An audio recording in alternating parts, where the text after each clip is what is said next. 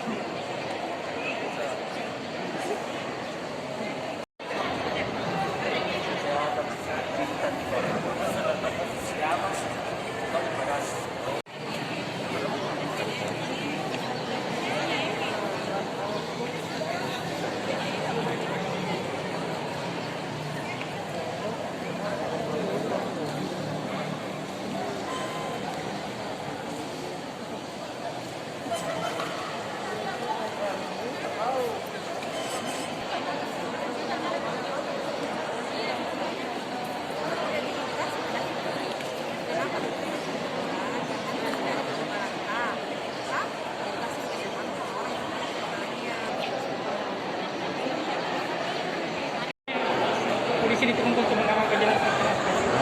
Jadi dalam rangka pelaksanaan vaksinasi tahap kedua ini, kami dari Polres Polmas diturunkan sebanyak kurang lebih 60 orang untuk mengamankan jalannya pelaksanaan vaksinasi di tahap kedua ini. Jadi tugas kami di sini yaitu tetap memberikan himbauan, selalu mengikuti protokol kesehatan, jaga jarak, tidak berkerumun, menggunakan masker. Berarti Mbak, ya. Kalau misalnya ada yang sakit langsung dibantu evakuasi Pak kemana ke rumah sakit. Nah, jadi keberadaan kami di sini termasuk itu. Apabila ada hal-hal yang emergensi, kita segera mengevakuasi, membawa ke rumah sakit.